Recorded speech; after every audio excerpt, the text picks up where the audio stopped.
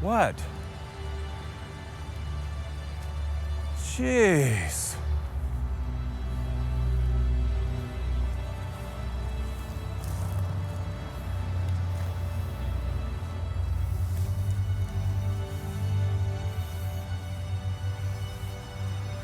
Careful, Dennis.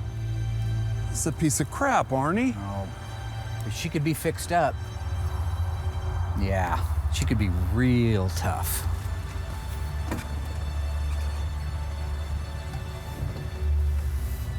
Forget it, Arnie. This thing's got 43,000 miles on it. Probably 143. I don't care. I bet the thing won't even start. She'll start. You'll need these.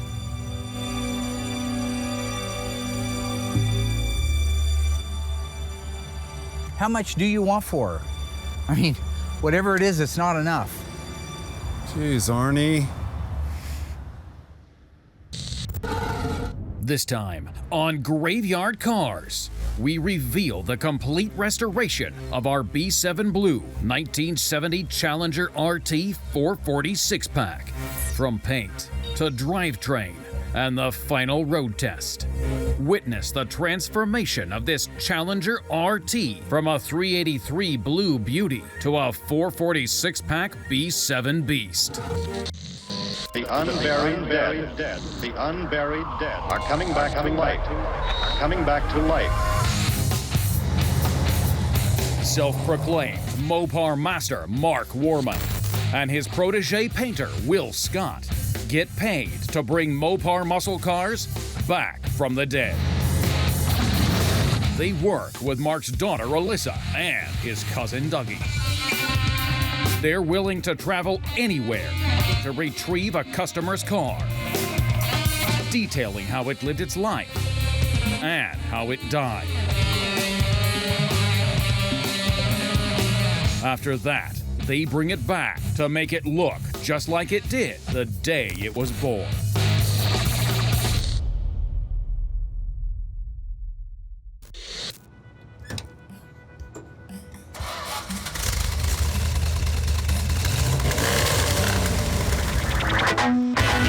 Doug and I are out right now on a maiden voyage in a B7 Blue over B5 Blue interior.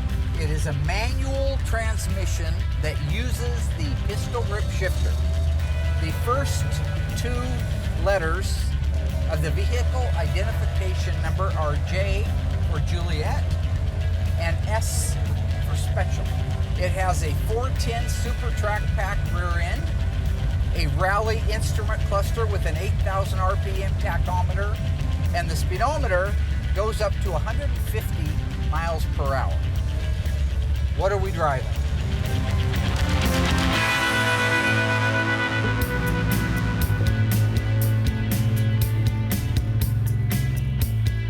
So right now I'm getting ready to get the first coat of color going on a Mente's car. A Mente's car is going B7. It's the first time we've done a B7 car here. So I'm kind of excited to do it because it's a little bit darker than the B5, but both colors are really gorgeous.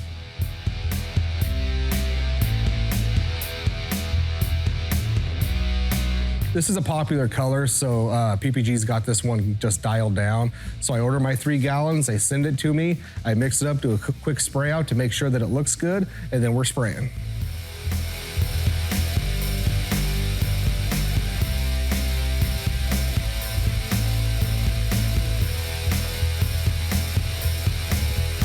So right now we're getting ready to start the final fit and finish on our 1970 B7 Dodge Challenger. It's just super important to make sure every nut, bolt is in the correct spot, making sure your gaps are good. We put it on the bin pack to relieve some of the pressure, to relieve the sag that happens sometimes when it's on a whirly jig. So with the Mente's car, it's one of the few that we've had here that they come in, is it running, driving, the car had been done in the 80s or 90s, looked good, but wasn't quite up to our standard. So we brought the car in, and just like every other one, we dip them, start all over, and now he's got a nice, clean, all original Challenger. So we get it up there, we relieve that pressure, and then just go around just fine tuning the whole thing, because once everything's set, it stays that way through the rest of the process. So when we take it off the bin pack, it will sag, but you have to trust in what you did before. So when you get the car painted, buffed out, and it's done, it looks great. It might be off a little bit, but once you put it over an assembly side and put it back on the bin pack where it's got more stability underneath it, all those gaps look great.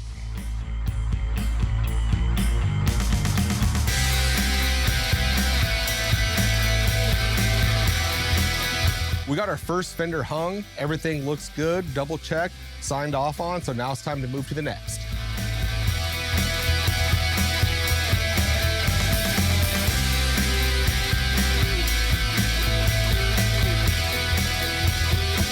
So we got the final fit and finish done on our 1970 Challenger. Everything came out just the way it should. So at this point, we're gonna roll it in the booth and get some color going on it. Right now, we have our 1970 B7 Dodge Challenger in the booth. We're trying to get this car done. It's supposed to be 100 degrees today, and being that it's a metallic, the sooner we can get it done. When it's cooler outside, the metallic will lay out better. So I'm trying to hurry up, get it done, so that way we have a nice clean paint job in the end. This is the first time we've done a B7 car, especially on a Challenger, so I'm excited to get it done and see how it comes out.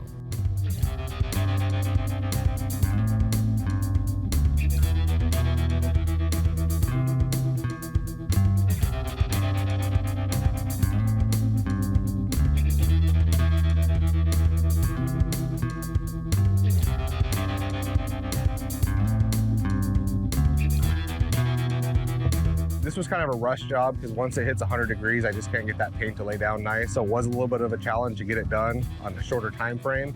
The color laid down great. We were able to beat the heat, get the clear coat done today.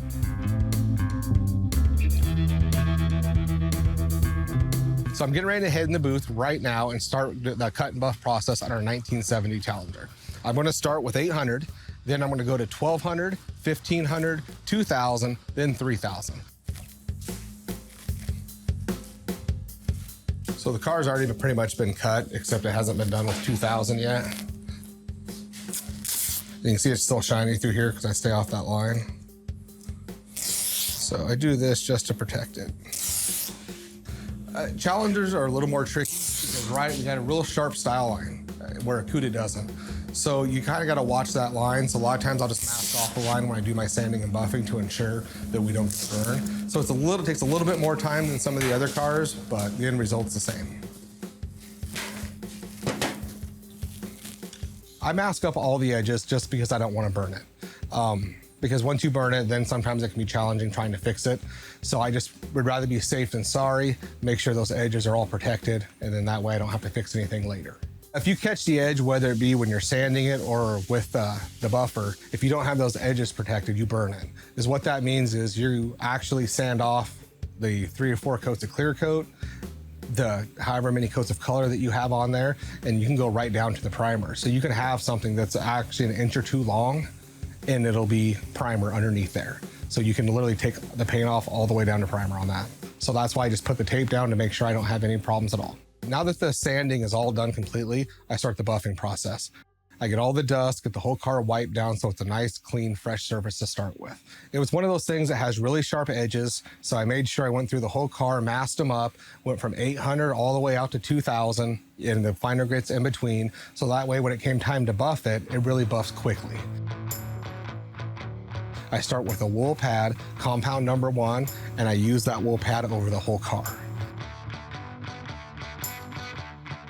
It's the most aggressive. So it'll actually get the shine back a lot quicker than the other pads, but it also can give you the burns really quick. So that's why we just mask it off to make sure that we're good through that phase.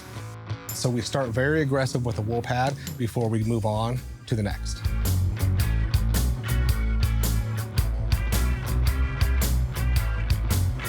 These cars are a process. Mark is very meticulous, on every nut and bolt has to be OE. If it's not OE, it's because a customer requested something else. But these cars take time. Trying to find qualified people to come in here and do what Mark and I ask is hard enough as it is. So right now I'm doing this by myself. So I have 2 weeks into getting that Challenger looking perfect to come over to assembly. Well, while I'm doing that, I have nobody else helping me currently out there in the shop, so you fall behind on stuff like this. So it's impossible to try to get a car done every episode. If you were to look at those cars done every episode a year later, they're not gonna look nearly as good as what we produce at a slower rate. The buffing process, like I said, it's kind of a tedious thing, so you just have to slow down, take your time, protect your edges like we always do. I'm gonna grab George and roll the car out there. Normally I do the washing by myself, but on these hot days, that compound dries quick, the water dries quick, so I'll grab him to kind of tag team it, and we can get the process done quicker. George has come a long ways. I think he's been with us for 4 years now. And we didn't even get along actually for the first couple of years, but he's really stuck it out and actually learned a lot. So he's kind of like my right-hand guy when I need something or questions, like something I don't even know. I usually go to him with everything for help around the shop. Even though it's hot, you don't have to worry about it burning the paint. I don't get that close to the panel, and we're kind of just a good once over because George just went through and pretty much done all the legwork already. So you're really not sitting on one spot and just running it on there. It's kind of an overall wash. See, when I was a kid, I used to wash these cars, and then Mark would stand here and he'd make sure I was soaked by the time it was all over. So I'm a much better teacher than Mark ever was. George isn't all wet. I'm not making a mess out of him. I got to be honest, I appreciate that. You're welcome. He would make me hold the seat belts out, and then he would run that pressure washer right up to my hand, which would totally soak me. And then sometimes it'd be funny to hit my hand, which that hurts. So now that we have our own teams and I got my own guys, I'm not going to go with the path that Mark does. I don't give a damn what you think you are entitled to. You got it right, I did! So I have George out there with me. We washed the car. I didn't soak them. I'm trying to treat them better than Mark does. So Mark believes in really beating them down and then bringing them back up so they can really appreciate being down. So with my team, I just try to, right now they're like the D team. And because they all showed up this week, I've moved them up to a D+. So in my way, it's very easy for them to rise quicker. And then by doing that, they also take better care of me in the long run. Back in the old days, I used to bicker with everybody here. Uh-oh. Hey, boss. Give him a hard time because I used to go the same path as Mark. But now I don't go his path anymore. Did you get a name tag, George? Uh-oh. Yep. Now we're all about, keeping people higher, build morale, keep them in a good mood all the time. That way they perform better. George and I did a great job. He did a great job. It's pretty basic on what you have to do. You just have to be thorough. The car is completely washed, looks great, rolled back into the booth, chamois down, and ready for the next process. We've already done the paint work, the cut and buff is done, it's all been washed up and it's completely spotless now. Now is the time where we go in, mask the car up completely, and then start the undercoat process. Not every car gets undercoated. The ones that we do were factory done already, so we just make sure we always replicate that. It's nice to have it on there because it does quiet the noise down a little bit. I don't put it on as heavy as the factory does, so I like it to look a little bit cleaner so you can see the quality of repairs we've done when it comes to putting in floor pans and whatnot. But it's a quick process, prevents the underside of the car getting beat up, and we do it to almost every car here. I like the undercoating. I think it looks great and it does serve a purpose. If it was my car particularly, I would want to paint it, but not the factory gray. I would like to see the underside of the car painted just as good as the outside of the car. The undercoating is actually a very quick process. We have a great setup. It allows you to go in there once the car is masked up and just spray. So it's just the most important thing is to make sure you get in all the cracks and crevices, cover the whole entire thing. It takes about 20 minutes to do, and it does take a good week or two to actually fully dry.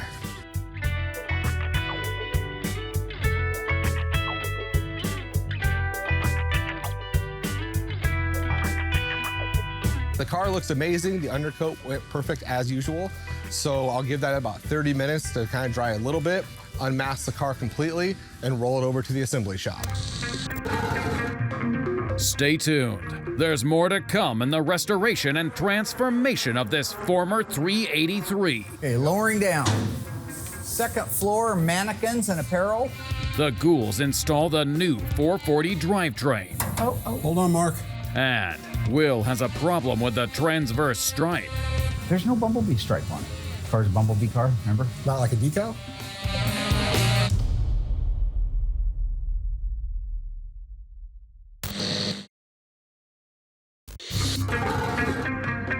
Our graveyard is filled with classic Mopar muscle, the prized possessions of hard-working Americans. Most people saved up and waited to get their dream car. Something sporty, glamorous, exciting, and available on their budget. Big enough to be comfortable, not a subcompact, and a broad choice of equipment to meet their specific needs. They were eager to purchase the Sport Compact that was all new for 1970, the one that offers all new value, the Challenger. This car, awaiting its own restoration, makes the scene like a bolt from the blue. In Dodge tradition, the Challenger is roomier and features many styling options that win over the Mustang, Camaro, and Firebird. The Challenger is the dream come true, making it our corpse of the week.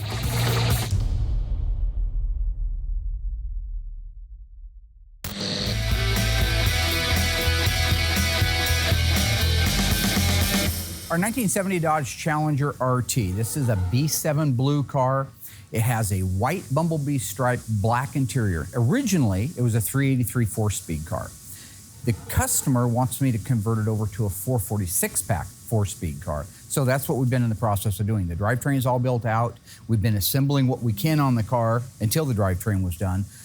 The other day, we got the deck lid on it. We're starting to do the final sheet metal. So the last piece of final sheet metal is going to be our hood. That's a 3-guy job. It's 2 guys, 1 on each side, 1 at the front holding the balance. It's just better to be safe than sorry. Brewster? Yes, Mark. Okay. Alrighty. What? Okay, raise straight up in the air. These hoods are big and they're heavy, so it is good to have 3 people doing it because it's very easy for a hood to jump or move a little bit and chip a fender. So it gets a little tense, but when you have 3 people just taking your time, making sure you're doing a good job, it usually goes fairly quick. Now, Will, I have a question for you. No, you don't. Yes, I do. Anyway, I was working with the greenhorn. We were putting the deck lid on. Something jumped out at me. I couldn't help but notice. What's that?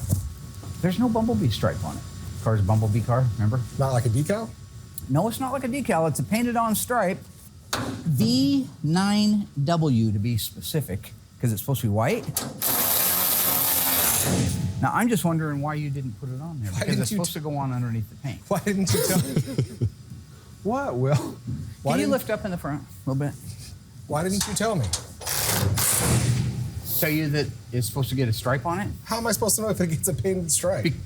Because the same reason every other car, the broadcast sheet hanging on the side of the car. What do you think? There was a guy on the assembly line, handsome guy, looked a little bit like Tom Cruise, running up and down the assembly line telling people, oh, don't forget to put stripe on. Don't forget to put how am I supposed fenders to on. know? That's a build sheet. You just put that Hence on the there. word build. No, I did not. That's been on there since the car went through the metal shop. It's not been on there once, sir. Not one time. You literally just put that on there. Why would I just put that on there? Because it's part of your game. No, there is no game. It's all a game with Okay, you. can we just close the hood? That broadcast sheet, I haven't seen that. He probably literally today printed that up and then threw it on there. Because I had no clue that we were supposed to drop a stripe on it. And those are like things that he, like when he's walking through the shop, say, oh yeah, don't forget or give me a heads up. Because I have no fender tag, I have no broadcast sheet. The only thing I know is it goes B7. I'll have to do a little last minute dial in on it. Push the back edge of that hood down. Yeah, I just got to drop the back of the hinges down a little bit. Okay.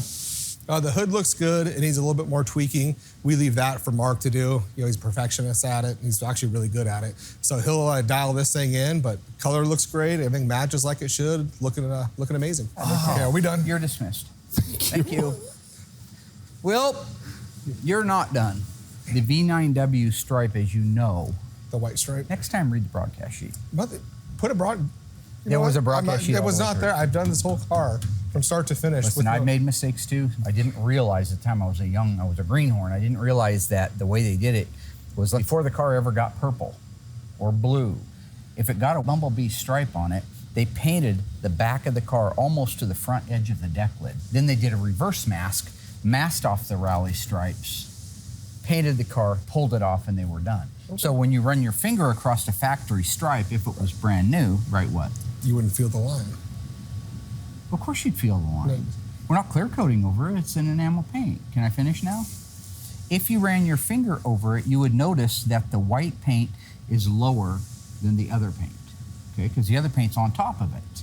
That would make it higher, okay?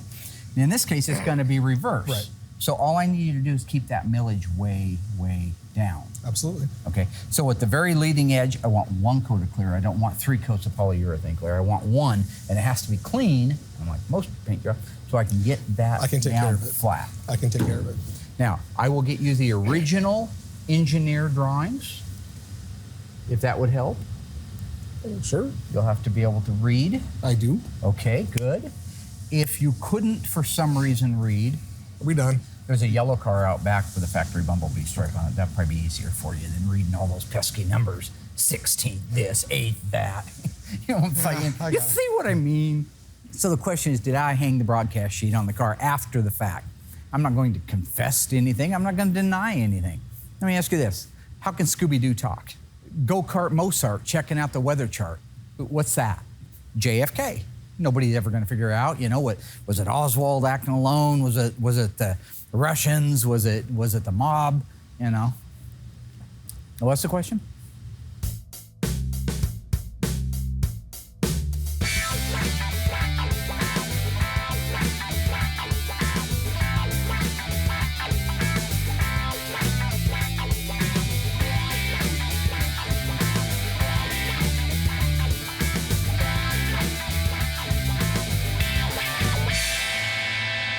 So right now we're getting ready to install the drivetrain in our 1970 Dodge Challenger RT. I want to start out by just talking about some of the things that make this unique and correct for a 1970 Challenger. The Challenger started life as a real RT, 383 4-speed car. The owner always wanted a 440 6-pack 4-speed car. So he commissioned me to restore the car, but when we go back together with the engine, transmission, rear end, suspension, make it exactly the way a 440 6-pack car would have been in 1970. So you guys ready to go to school? Yeah. Let's start with the clutch and fan blade assembly. The gentleman who owns this car wants it to be an A34, which also means it has max cooling. Heavy-duty max cooling, which means it gets a 26-inch radiator, a fan shroud, this fan blade, and this clutch fan. The 2806070, that is the correct fan from 1968 to 1971. That is a correct reproduction of the very, very difficult to find in good shape fan, because it's at the front of the engine. It's sucking stuff through that radiator for 50 years. It gets the living tar beat out of it. Yeah. So to find nice ones, this was a great investment for Tony to start making. This unit right here is correct for our 1970. What is this item called? Fuel vapor separator. Fuel vapor boy. separator. Oh, Oh, Rooster's boy. coming in. Oh, Dougie's coming in. That's right. This is the intake side. It's 3/8. It's the intake side, goes back to the fuel tank. The fuel gets sucked into here and then pumped out to here and up to the carburetors. But there's excess fuel, there's excess vapors. What happens to those? This is an early version of emission control. This little 1/4-inch return line goes back all the way to the tank and puts all that extra stuff back in the tank again. So it can come back up this and be reused again. So it really is kind of an efficient little setup. Yeah. They didn't use it on the 383 slant 6 small blocks, but they did use it on this. So the other things that I harp on you all the time about is making sure that we have the right nuts and the right bolts, right? So how do we know that this little bracket that holds the alternator and these bolts that hold it in place are right? Any bolt would hold them this long enough to work, right? If we look carefully, there's some things we'll notice. Don't take for granted that this alternator is just on here. This is not an air conditioning car. You couldn't get air conditioning on a 440 4-speed anything. So whether there was a 6-pack on top of the engine or there was a 4-barrel on top of it, you couldn't get a 440 or 4-speed in air conditioning. So that's already off the charts. If it was air conditioning, this would be a dual pulley. It would take 2 belts. So this is the correct single pulley. It is also black in color. We learned in our Corpse of the Week that the 1970 Challenger was the dream car hardworking Americans were after. Glamorous, sporty, and budget-friendly. The Gator Grain vinyl top was a new option on the 1970 Challenger. And what other Dodge? Was it the Monaco, the Dart, the Charger? Think you know? Find out after the break.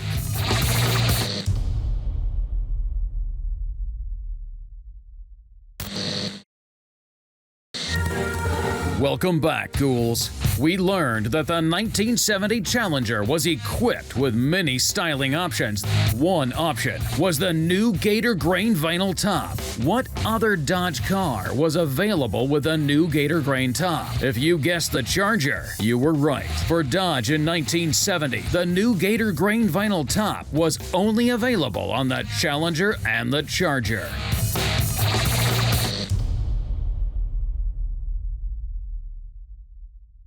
You'll notice this bolt right here that goes through the correct replica heater hose bracket. This is the correct one that they started life with, that most of the guys, when they changed these hoses out, threw this on the ground and it never got put back on. This is original. That bolt, you see what's in the middle of that bolt? The H?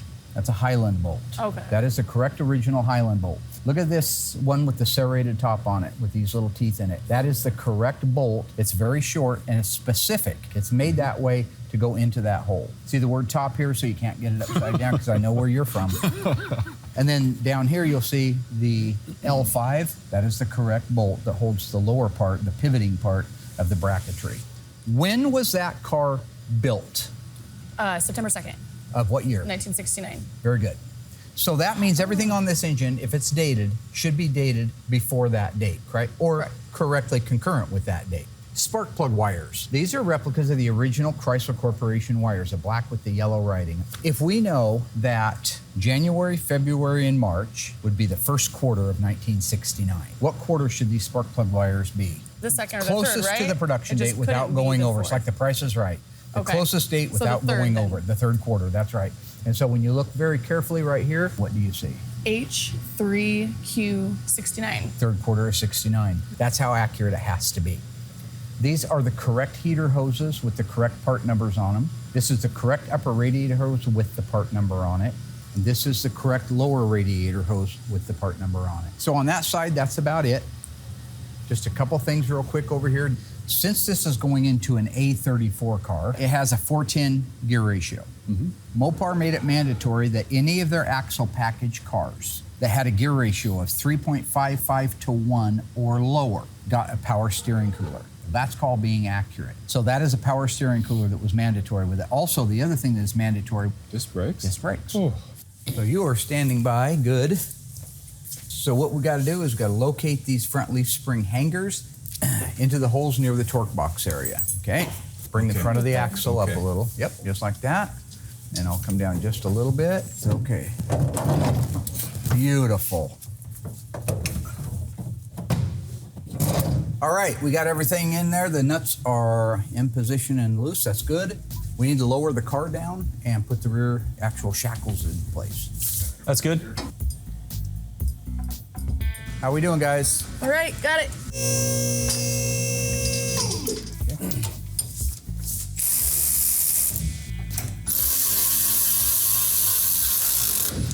Awesome.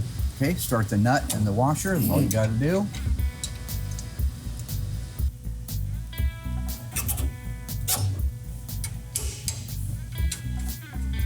Yeah, tighten that down till I see.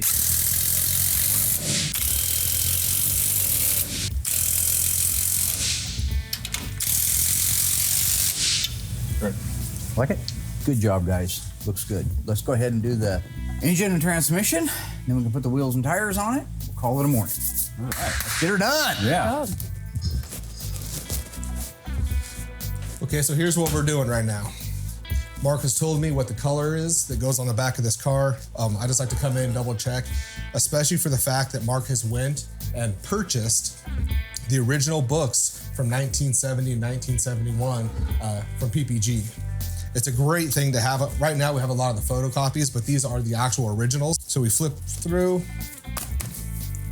find the 1970. We have the W1, which is the white. So that's our white that we'll be using. And one of the best parts about this is when you go to the back, it actually lists what everything was for with these colors.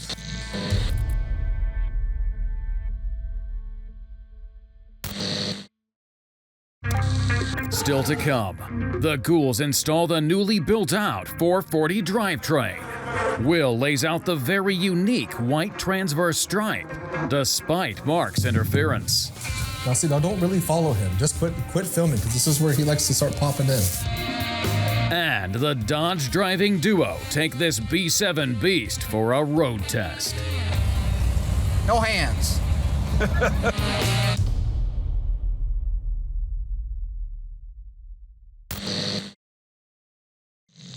Okay, let's do it. I'm gonna run the hoist. Load her in there. Load her in there. I'm gonna give you the eyeball line. I can usually call it within a millimeter. All right. Can't tell your colors, but apparently measurements. Go this way with the front of it. Oh, my bad. Stop there. We probably could need maybe an inch forward, not much, right there. Usually if this post touches that support, that's about the right forward for it. Okay, lowering down. Second floor, mannequins and apparel. And Okay, we're gonna hit on the passenger side. Kick it over a little bit. Yeah, it can go over about a half an inch. Right there. Okay. did you get that, Pete? Put. Ooh.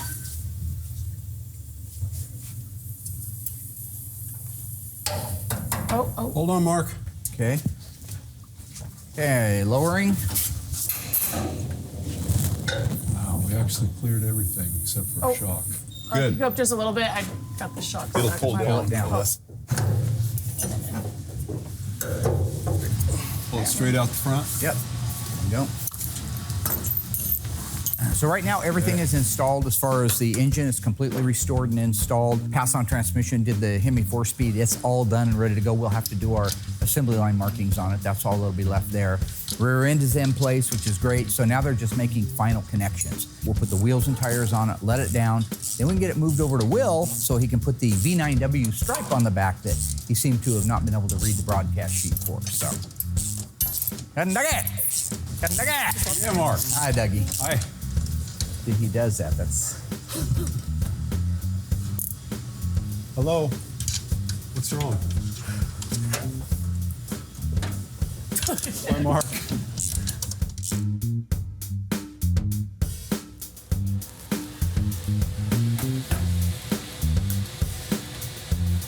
So once we have it all brought up here like we do, we have our amount already put in, 15 ounces. You just go to label.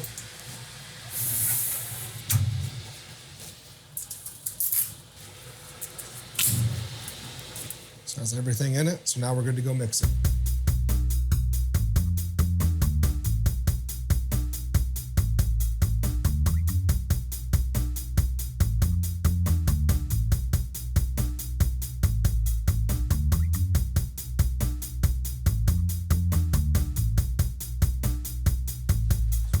Right now, we're getting ready to lay the stripe out on this. It was supposed to be done ahead of time, but Mark hid the build sheet from me, so I had no clue that it got a stripe.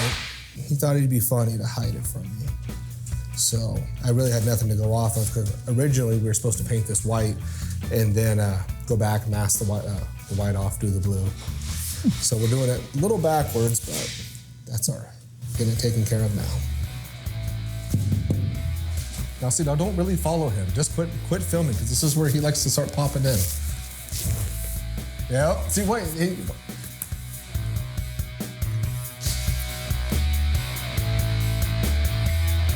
This color is Spinnaker white, and the paint code is W1. It's a creamy white.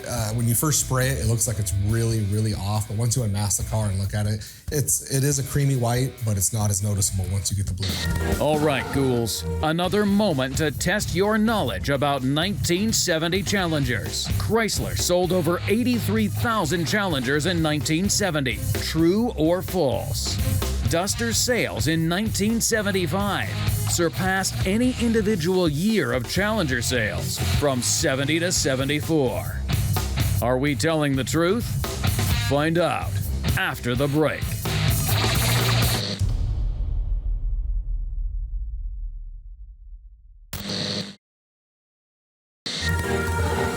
Welcome back, ghouls. Chrysler sold over 83,000 Challengers in 1970, but we claim that Duster sales in 1975 surpassed any individual year of Challenger sales from 70 to 74. Are we telling the truth? Yes, we are. Duster sales beat out any individual year of Challenger sales from 70 to 74.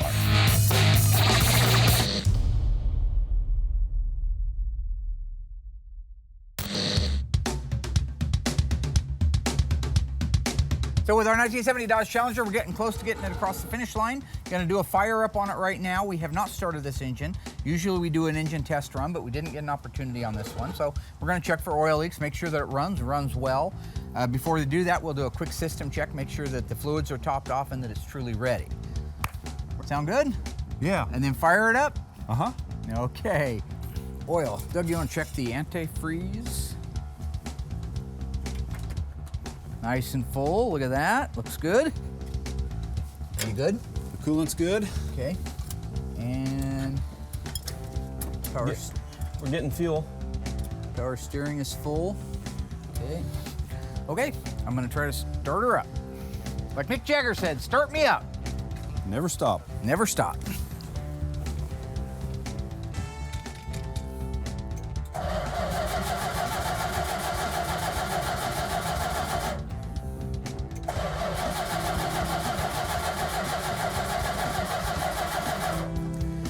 Okay, go ahead and hook the coil up.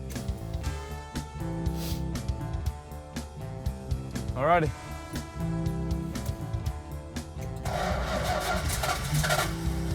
Sounds better. Yeah. Almost.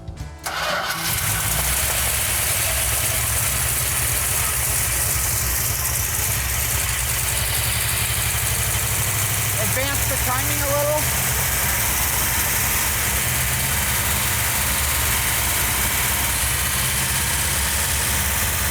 A little more timing.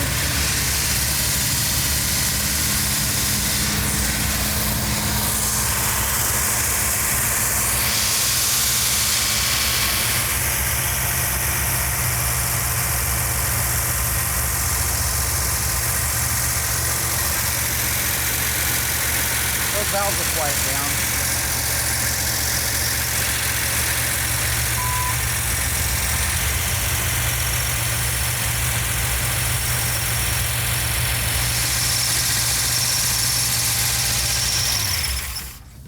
All three gauges pegged, and it hasn't ran long enough to do that. So we have something inside there on the wiring that's not right. Yeah. Probably, it could be the CVR, the constant voltage regulator, stuck wide open. Okay. You run it very long like that and it'll cook those gauges. Gotcha. But the engine runs good, that's very important. I want you to check the CVR inside there. Okay. If we can get that fixed, we'll fire it back up, top off the radiator, check all the fluid levels, we'll be able to go on a road test. But that thing sounded good, sounded nice. Good, right, Rooster? Yeah. Nice, huh? Love it. Hey, got a little dance in you? A dance? Hey, do your Frankenstein from the old days. Like this? No, that's not the Frankenstein, man. I was doing all my stuff out on the dance floor, you know. I was moving and I was doing that, and I did the rope turn and the teapot. Yeah. And then walk like an Egyptian. I was doing that. Yeah. We did And I this looked the over last and there's fire up. Dougie. Same thing. That was his movement. That was his move. It was called the Frankenstein, man. Recycled jokes. Anyway, I had some moves. I can't show them nowadays because I got told I can't, but trust you me, I had some moves.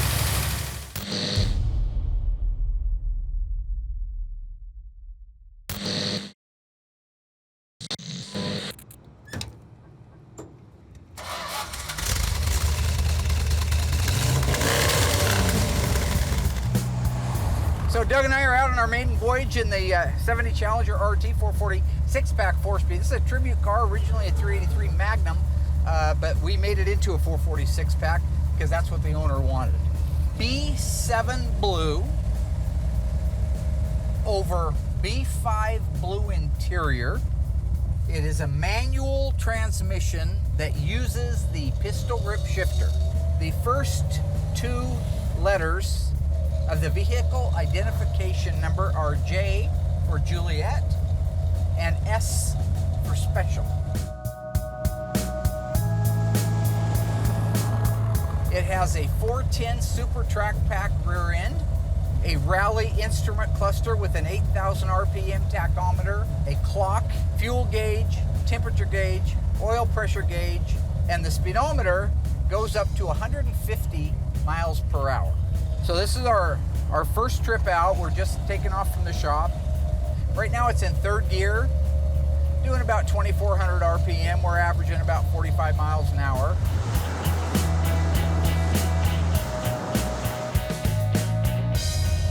feels good. See how it pulls here. This is a 3rd gear pull.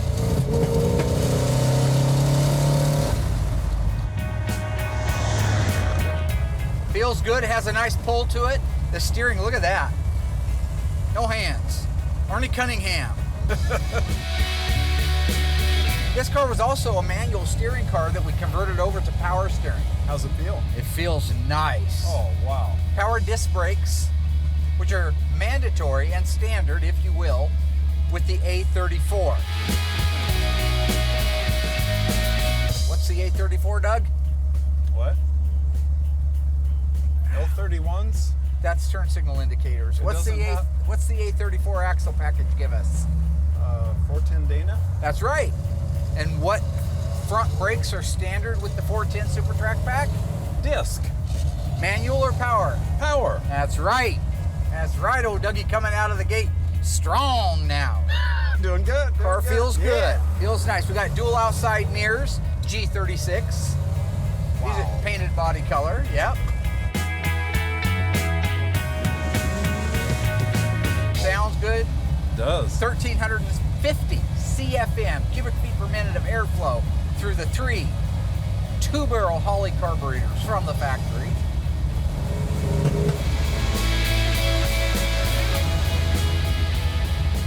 Okay, we're going to shift down to 2nd, which is pretty fast right now. We're doing about 50.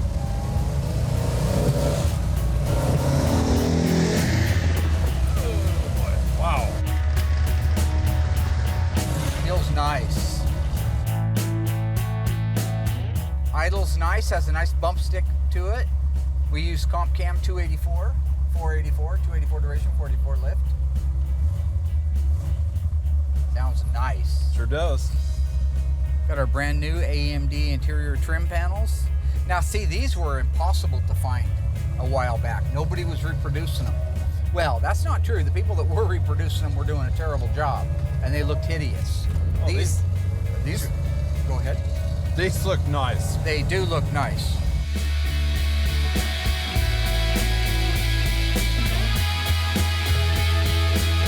Wow, this drives nice, doesn't it? Straight as an arrow. Oh boy. Oh boy, is right.